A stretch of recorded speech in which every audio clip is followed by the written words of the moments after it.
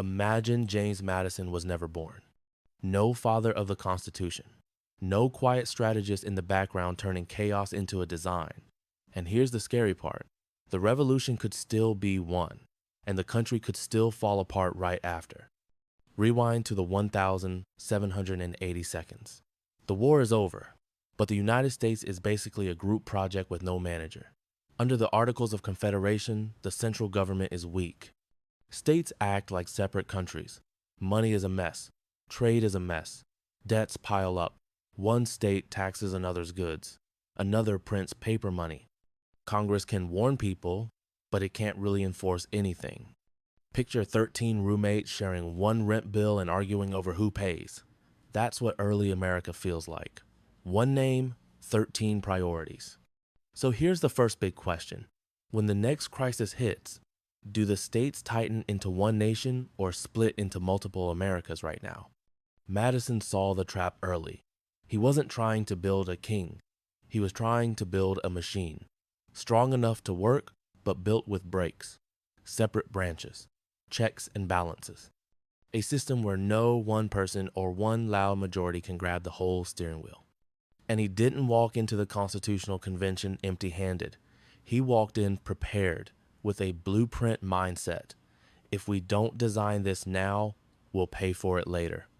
He knew the fear in the room. A stronger government just means a new tyrant. So he designed the answer into the structure itself. Power divided, ambition checked by ambition, rules stronger than personalities. Then he did something even harder than writing the rules. He sold them.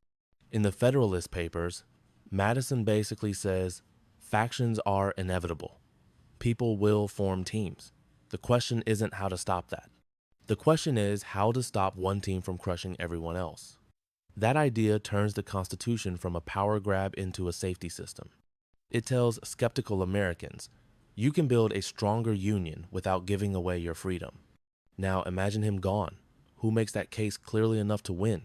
Without Madison, the convention can still happen, but the outcome gets shakier. More patchwork compromises, less coherent design, and a ratification fight with fewer winning arguments. Maybe the Constitution passes later by a thinner margin. Maybe it comes out weaker, too weak to stabilize money, regulate trade, or respond fast when things go wrong.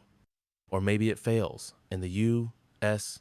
stays a loose alliance that cooperates only when it feels like it. And here's the nightmare. A loose alliance doesn't build national habits. It can't reliably fund the military. It can't speak with one voice abroad. Foreign powers don't treat it like a nation. They treat it like a negotiation, and they push until somebody cracks. The united part starts looking optional. But Madison didn't just help build the frame. He helped set the guardrails. After ratification, many Americans demanded clear protections. Madison drove the Bill of Rights through the first Congress. Those first 10 amendments didn't just sound inspiring. They became safety rails. Speech, religion, due process, limits on government power. They gave ordinary people a reason to trust the new machine. Take Madison out, and that timeline slips. Maybe those protections arrive later, after a panic. Maybe they arrive narrower. Either way, the early republic starts with less trust, and when trust is low, every disagreement feels like a threat. So ask yourself, what does politics look like when the government has power, but liberty's boundaries are blurry? In one timeline, the federal government grows stronger without clear limits, and dissent starts getting treated like danger.